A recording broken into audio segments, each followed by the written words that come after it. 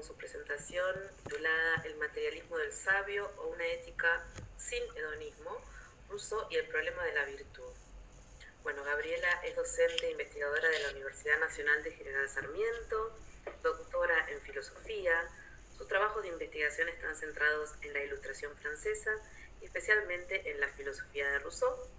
Su proyecto actual se titula El orden del gusto, estética y política en la Ilustración francesa, el caso Rousseau. Bueno, Gabriela, te escuchamos. Hola, muchas gracias. Muchas gracias por la invitación. Una aclaración, el título es O la moralidad sin heroísmo, no sin hedonismo. El problema de la virtud en Rousseau. Entonces empiezo. Perdón, dije hedonismo, perdón, heroísmo. Sí, sí, justamente no se puede decir. Bien, voy directamente al texto para no extenderme. Entonces, uso en mi título un fragmento del texto no escrito y ya mencionado, texto que efectivamente Rousseau consideraba muy útil para la humanidad, el más útil que pudiese ofrecer a la humanidad, pero sin embargo no escribió. Y trabajó muy poco en él y lo abandonó. Un trabajo reciente que se propone reconstruir a partir de los textos de Rousseau, La moral sensitiva, un trabajo de Marcos Menin, considera que la moral sensitiva consiste en garantizar la libertad moral a través de la necesidad física, donde la libertad define una legalidad autónoma. En este trabajo quisiera presentar brevemente el problema de la virtud en los textos de Rousseau, haciendo una interpretación diferente del abandono del proyecto. Considero por mi parte que si Rousseau no escribió ese libro, a pesar de considerarlo uno de los más útiles, es porque la evolución de su concepción de la moralidad basada en el amor de sí es irreductible a los términos del proyecto de la moral sensitiva bosquejados en el libro 9 de las Confesiones. Buscaré mostrar por qué. Entonces, en este trabajo me dedicaré a presentar brevemente esta hipótesis y mostrando cómo se constituyen los sentimientos morales a través de en la antropología del amor de sí, para finalmente plantear el problema de la virtud para esta antropología. Entonces, la moralidad y el amor de sí. La premisa que sostiene el proyecto de la moral sensitiva es que las ideas, como las pasiones de los seres humanos, son el resultado de las modificaciones que producen en ellos la impresión del mundo físico que lo rodea. La luz, la oscuridad, el movimiento, el reposo, el ruido, todo actúa sobre nuestra máquina y nuestra alma, escribirá Rousseau.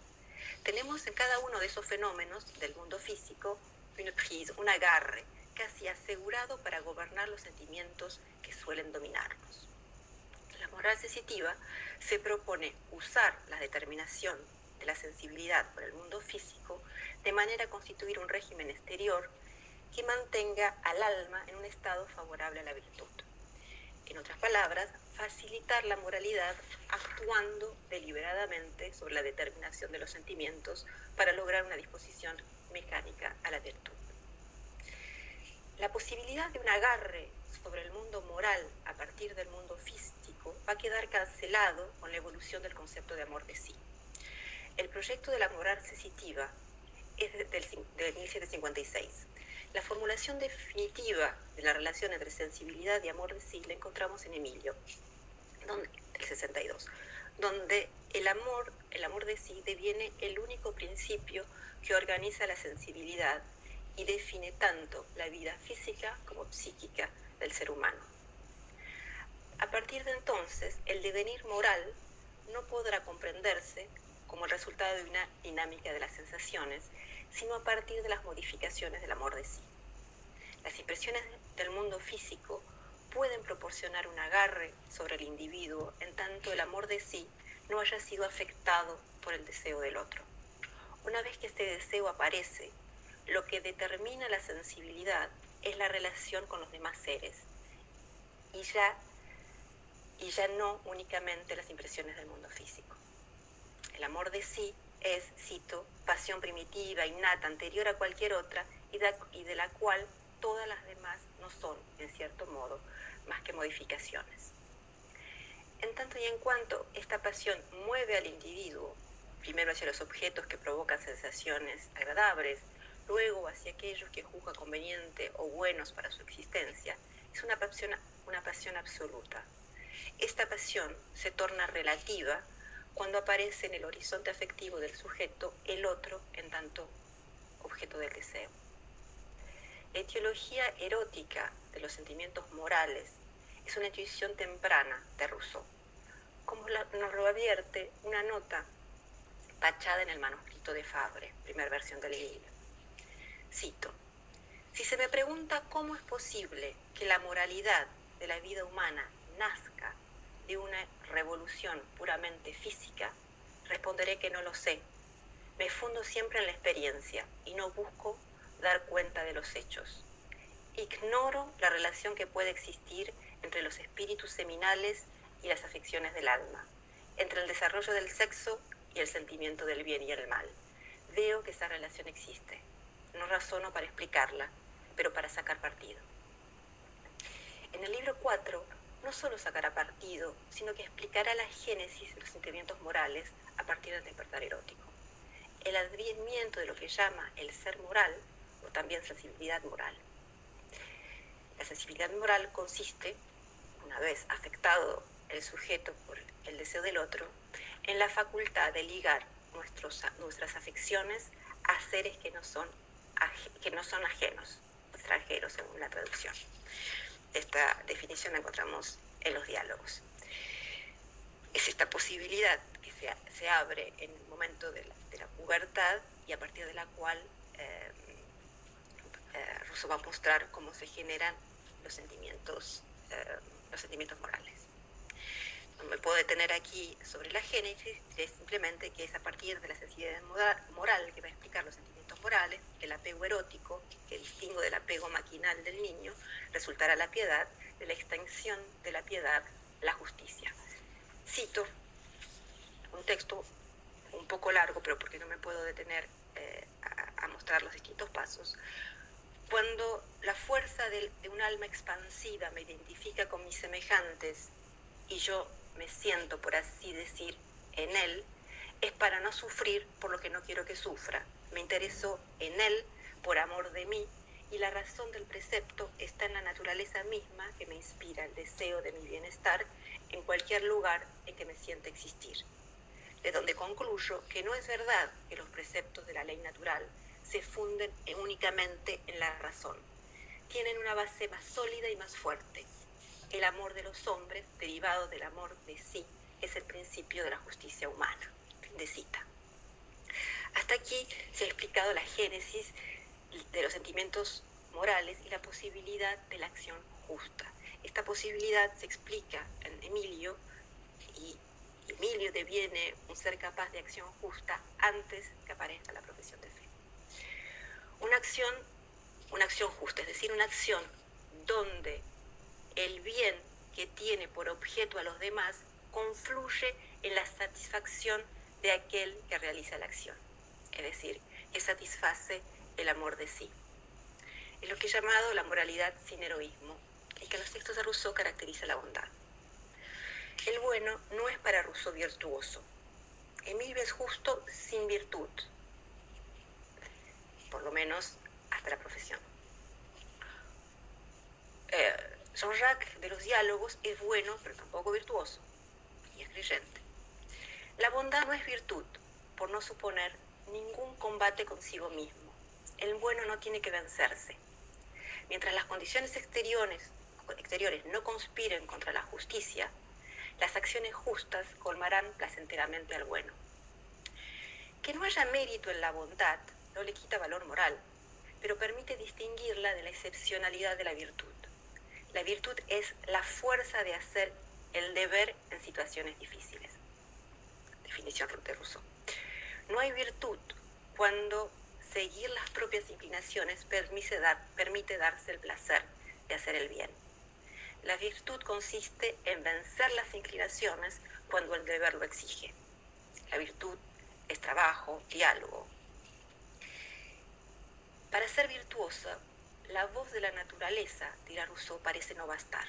cito, es necesario otra que mande y que la naturaleza se calle. La virtud requiere o requeriría algo imposible, que la naturaleza se calle, ser otro. La posibilidad de conciliar la virtud solo se alcanzará con la creencia en la providencia divina y el devenir y la vida por venir. Me detendré en la última parte de mi trabajo en la relación entre virtud y libertad. Buscaré explicar por qué la virtud es locura sin la creencia en la bienaventuranza eterna. La necesidad de la creencia revela paradójicamente que no hay otra ley más que la de la naturaleza, entendiendo por ley de la naturaleza del amor de sí. En otras palabras, que Rousseau no puede pensar la virtud sustrayéndose a la acción del determinismo del amor de sí. La locura de la virtud. La virtud lleva la acción al límite del sentido porque opone la acción moral al amor de sí. El virtuoso es el soldado que entrega la vida, es aquella que va al suplicio para no cometer un acto injusto. Es la heroína de la nueva Eloísa, que renuncia al amado por amor y deber filial. Lo que pone estas acciones al límite del sentido no es su coherencia al orden del bien, sino que cualquiera sea el interés que las motive, ese interés conlleva el sacrificio presente del amor de sí. Si, como sostiene Rousseau en su carta a Condorcet, el amor de sí es el único motivo que hace actuar a los hombres, la renuncia a él en la acción virtuosa es incomprensible.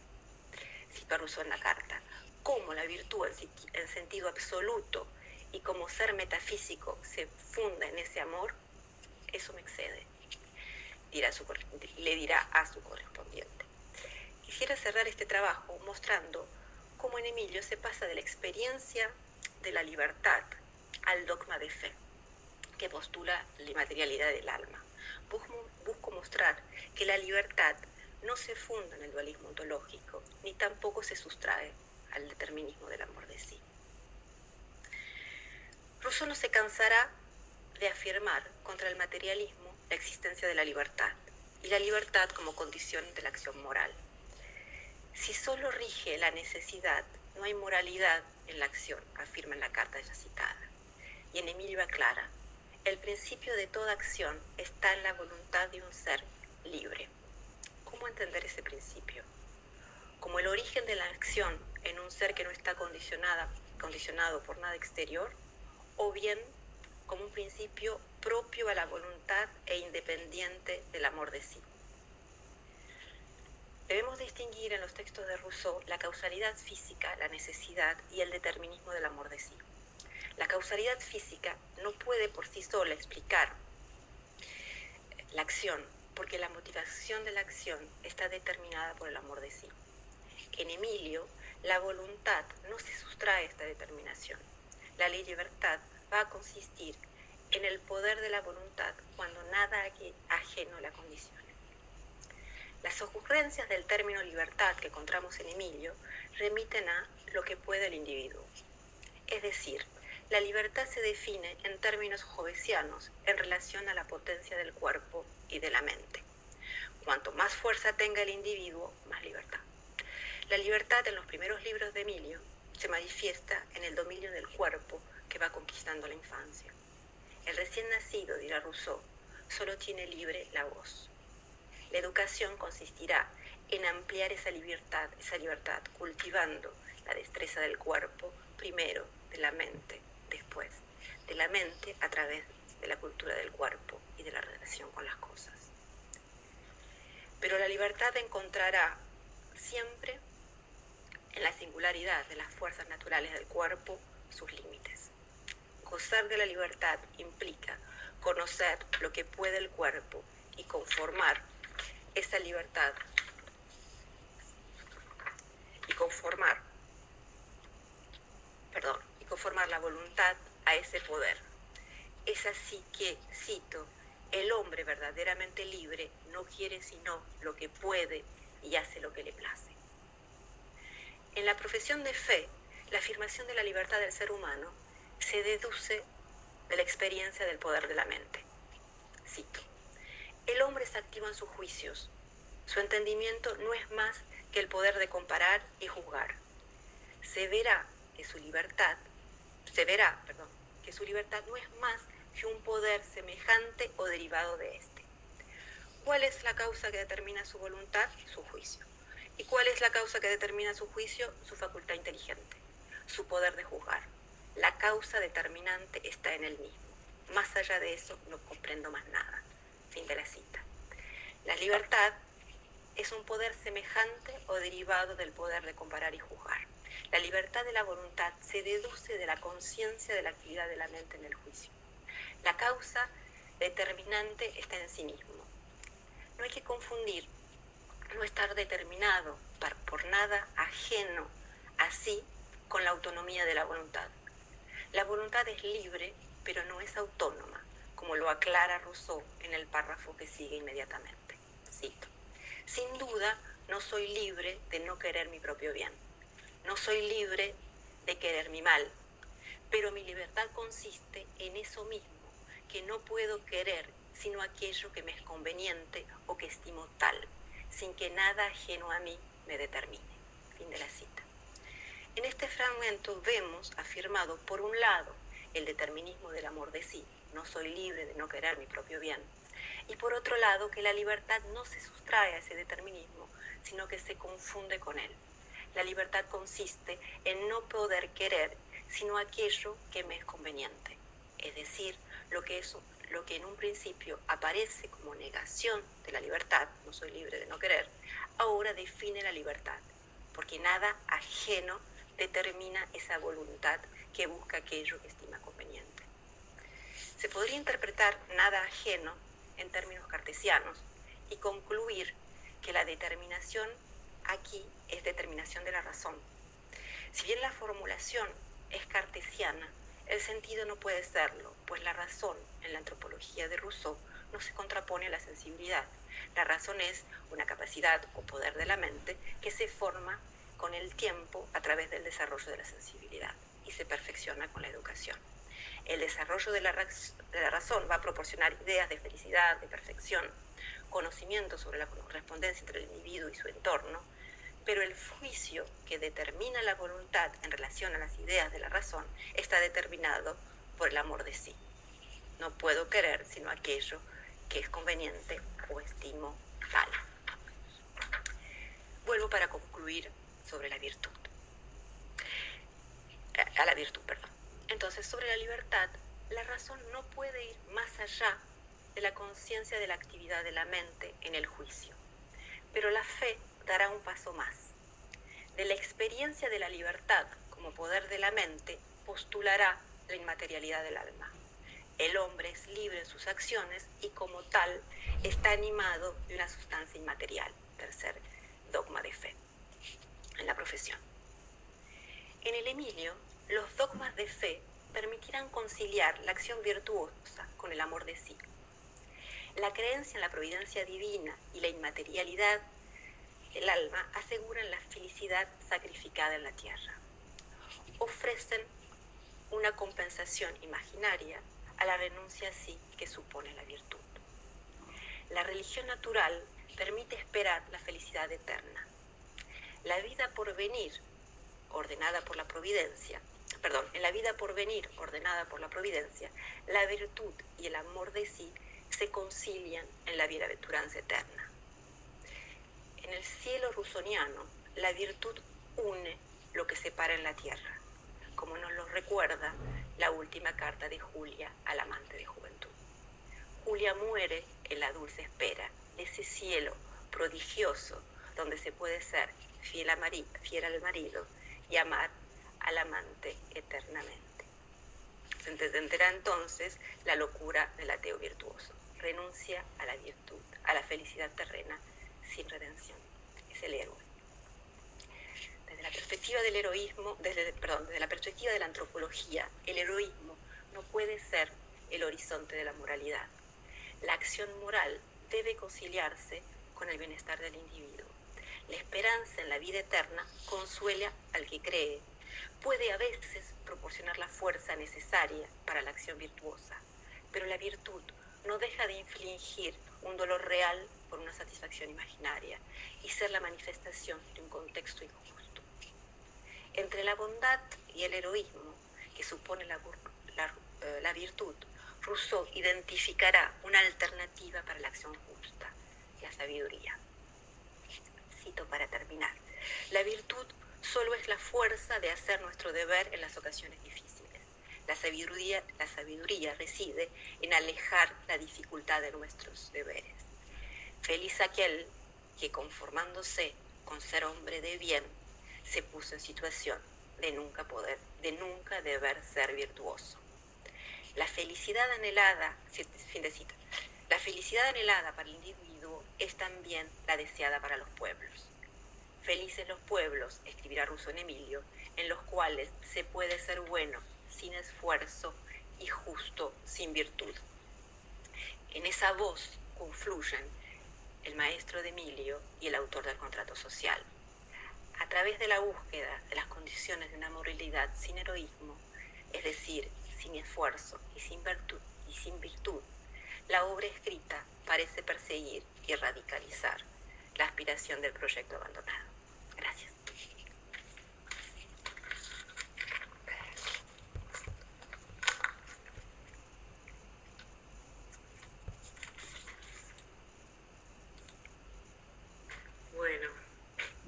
Bueno, muchísimas gracias, Gabriela, por esta interesantísima reflexión, clase que nos diste sobre Rousseau. Entonces miro el chat a ver si tenemos preguntas, consultas, comentarios, sugerencias.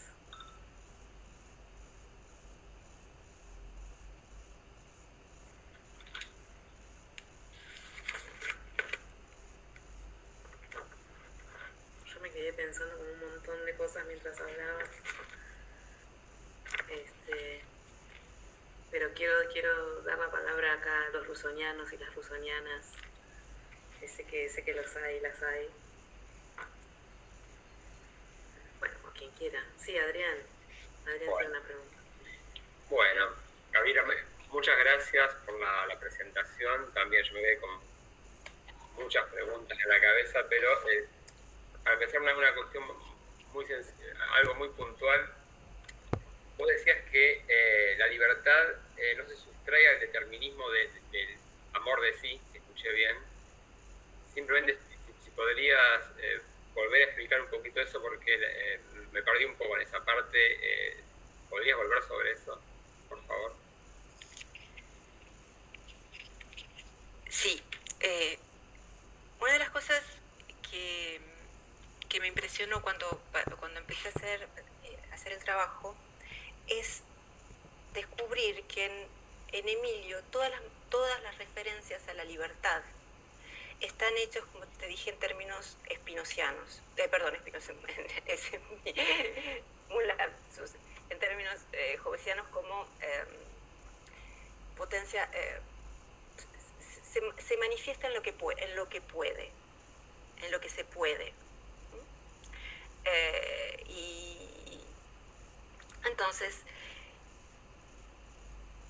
ese poder, luego traspasado a lo que sería la interioridad del individuo, se va a manifestar en poder de la mente, poder de juzgar, poder querer. Entonces el punto es, ese poder querer, esa voluntad, está definida por un régimen autónomo que sería independiente del amor de sí, es decir, fundado, por ejemplo, en la inmaterialidad del alma, lectura que suele hacerse. Lo que vemos en la profesión, en el Emilio, perdón, y en la profesión específicamente, es que partimos de una definición de la experiencia de la libertad como poder de la mente para concluir con el dogma de fe. Y esa libertad como poder de la mente, ese querer no deja de funcionar en función de la búsqueda de lo conveniente y el alejarse de lo desagradable, lo que no se juzga conveniente. Y la libertad será pensada a través, con ese movimiento y no independiente de ese movimiento. Por eso Rousseau va a terminar, no lo cité totalmente ese fragmento, pero va a terminar diciendo, porque no puedo ser dueño de mí mismo, porque no puedo ser otro, porque no soy dueño de ser otro. Ese no ser dueño de ser otro es, no puedo sustraerme al determinismo del amor de sí.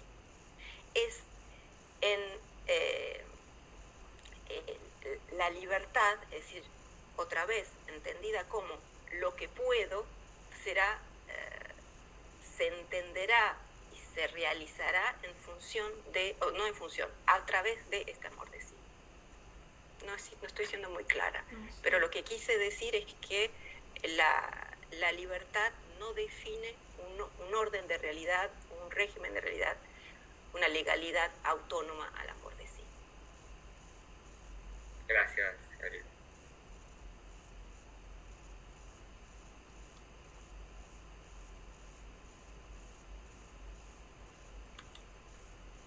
¿Alguna otra duda? Sí, Fabiana.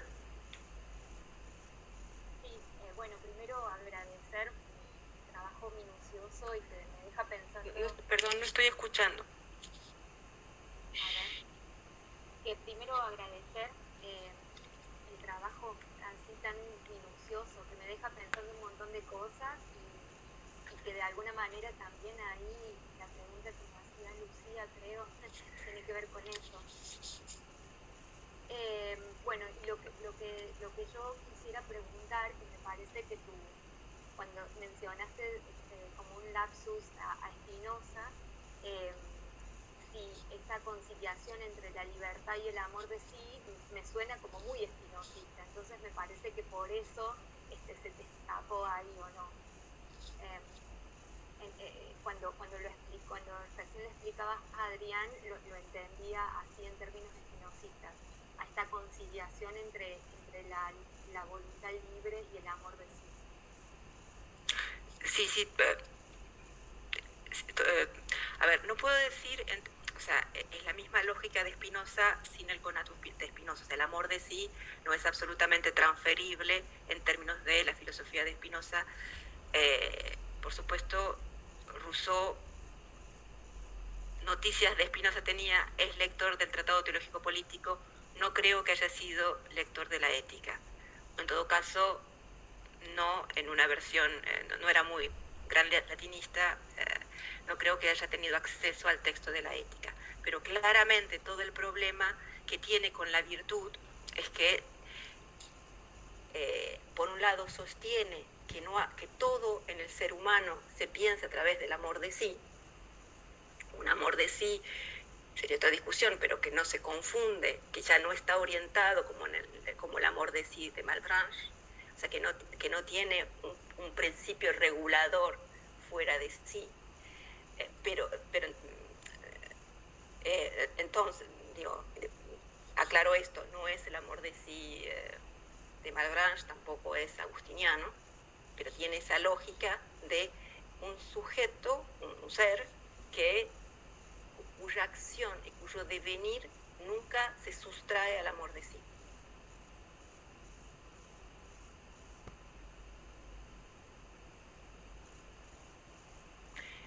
En el caso tanto del amor de sí en Malebranche como de San Agustín, tenemos esa misma lógica, pero Dios funciona como el orientador de ese amor.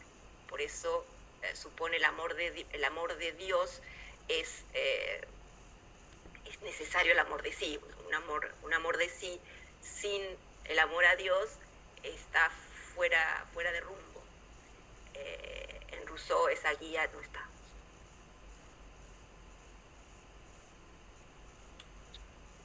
Carlos, tenía una pregunta también. Hola Gabriela, ¿cómo va? Gracias. Hola. Natalia, ¿cómo va? Yo como no soy rusoniano, como le decía Natalia, mira, soy conocedor del siglo XVIII, demasiado lo que voy a preguntar es una absoluta obviedad, seguramente. No termino de entender, a ver, lo formulo así, ¿es tautológico el determinismo del amor de sí? Es decir, ¿y es tautológico y por lo tanto es formal? Quiero decir, ¿cualquier conducta responde al amor de sí? ¿O hay algunos límites cómo se conecta con la distinción entre virtud y bondad. Si alguien está forzado a ser virtuoso o si tiene la fortuna de haber sido bueno y no necesitar ser virtuoso simplemente como manifestación formal de su amor de sí.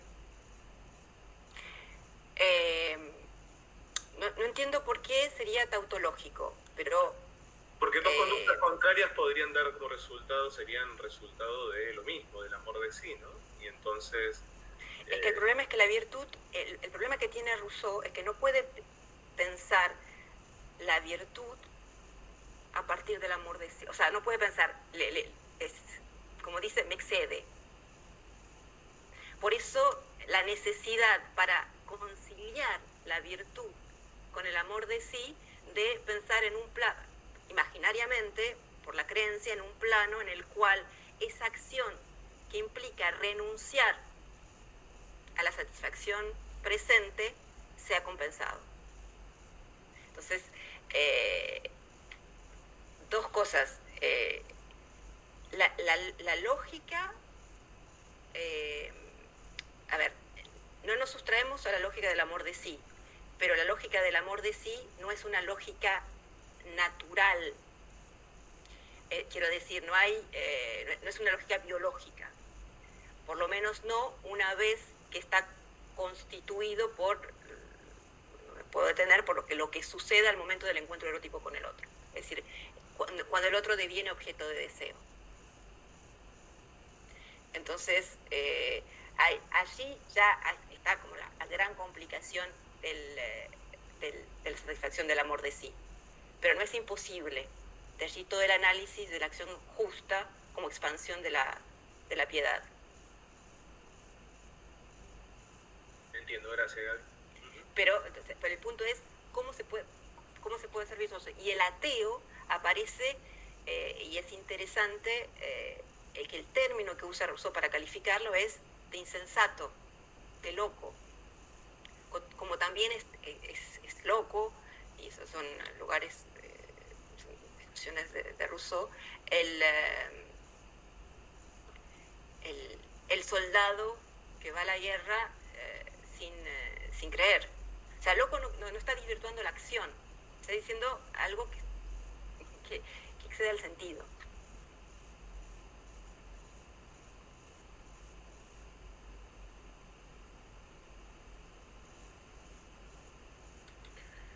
Sí, yo justo en relación a eso tenía una duda. Quería consultarte, porque a ver si entiendo bien tu interpretación y tu reconstrucción. Vos lo que sostenés es que en realidad no hay escape a ese determinismo del amor de sí, ¿no? De hecho, por eso son necesarios los dogmas de fe, ¿sí? Si entiendo bien. ¿Necesario para qué? Para que haya virtud, porque sin locura, digamos. No es que son necesarios para que haya virtud. Hay virtud, es un dato de la experiencia. Hay gente que da la vida y hay virtuosos que dan la vida. El punto es cómo comprender la acción del virtuoso que da la vida. Claro, para que la virtud tenga sentido, ¿no? Es necesario... Claro, sentido en relación a, o sea, no sentido político, no sentido ético, sino sentido en relación a la propia afectividad que lleva a moverse en función del amor de sí. ¿Cuál es la conveniencia en entregar la vida? Digo, Rousseau está como fascinado con el heroísmo, se siente absolutamente incapaz de realizarlo, incluso en las pequeñas cosas, pero entiende que la virtud, entendida en esos términos, no puede ser ni ideal político ni ideal moral. Okay. Claro, justo mi pregunta iba por ahí, ¿no? Si quizás había algún tipo de sentido político, de heroísmo político que tenga que ver con sacrificarse por la comunidad o por, digamos, alguna idea de eso, de defender la comunidad, pero por lo que entiendo no sería así en tu interpretación. O sea, no es que no lo hay, pero lo ideal político es que eso no sea necesario. Claro. Ser felices los pueblos aquellos que puedan ser buenos sin esfuerzo y justos sin virtud. El ideal político y el ideal ético es encontrar las condiciones para que la virtud no sea necesaria.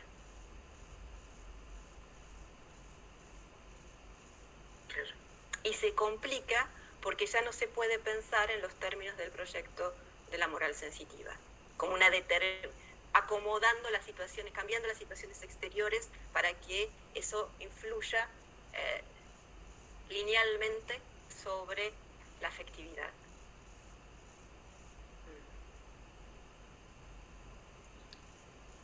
Sí, Lucía me parece que tiene una pregunta. Sí. Bueno, no, muy interesante. Y quería preguntar si de alguna manera como que siento que se abre una brecha entre el plano teórico, digamos, del amor de sí, o sea, como estos conceptos que intentan explicar los comportamientos, y el plano de la acción, digamos, ¿no? O sea, lo que se narra mediante los personajes que presenta Rousseau, o las acciones, estas acciones heroicas, digamos.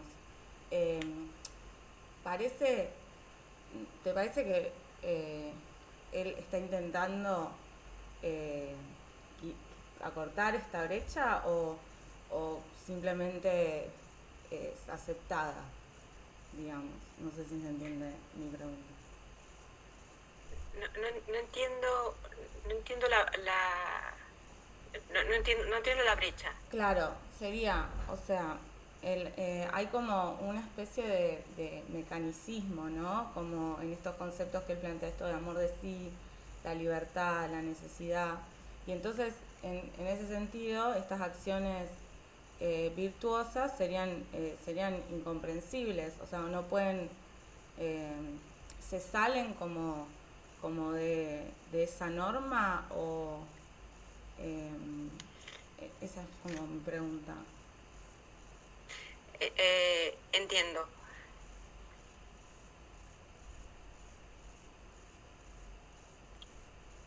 Rousseau va a decir dos cosas. La virtud es un hecho, y la virtud entendida en este sentido, en el sentido de la fuerza de hacer el deber. Y hago notar esto, define como fuerza. Hay cuerpos que tienen más fuerza que otros, ¿bien?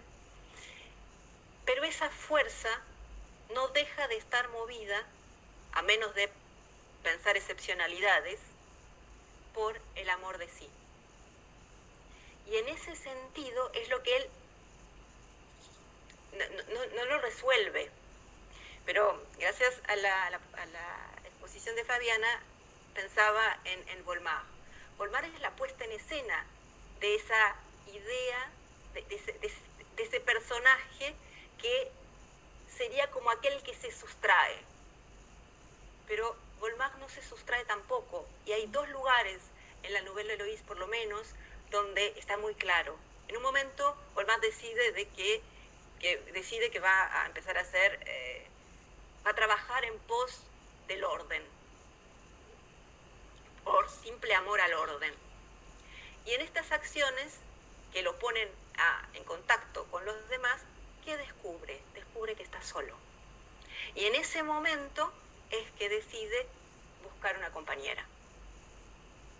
El descubrirse solo es siempre en los distintos momentos, partes de la obra de Rousseau, es el momento donde el amor de sí se constituye como pasión moral, en ese sentido específico de capacidad de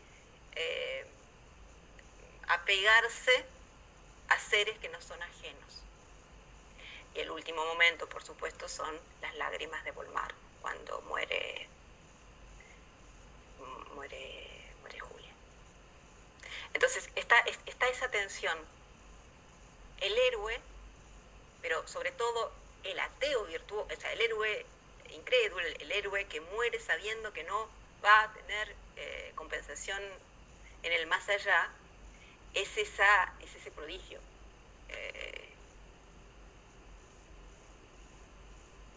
Claro, son personas excepcionales. Son, pero en ningún momento hay excepcionalidad, en ningún momento, aunque no lo puede pensar, va a decir que funcionan de manera particular. Digo que se sustraen al amor de sí.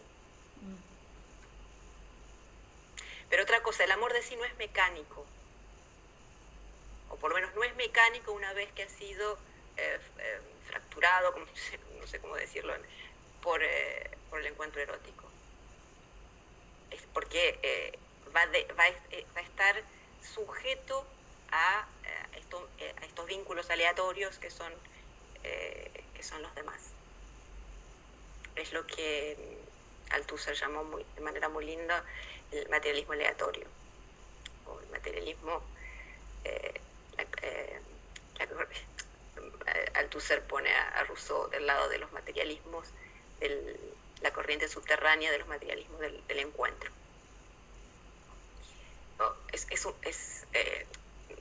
No quiero decir que aquí no es necesario forzar los textos para decir que hay materialismo, simplemente hay una noción, una idea de amor de sí que va desarrollando a lo largo de la obra, de la cual que nunca abandona y que no tiene el mismo funcionamiento en el niño que en el púber, en el hombre del estado naturaleza y en el hombre devenido social. Que el hombre deviene social por el encuentro erótico y no por una necesidad de la naturaleza. No hay necesidad natural de la sociabilidad. Muchas gracias. Bien, ¿queda algún comentario más? ¿Alguna pregunta? Bueno, entonces, ya que no hay más preguntas, cerremos acá. Les agradecemos a todos y a todas por haber estado y nos reencontramos entonces el martes que viene. Nos vemos. Luego. Chao. Chao, chao.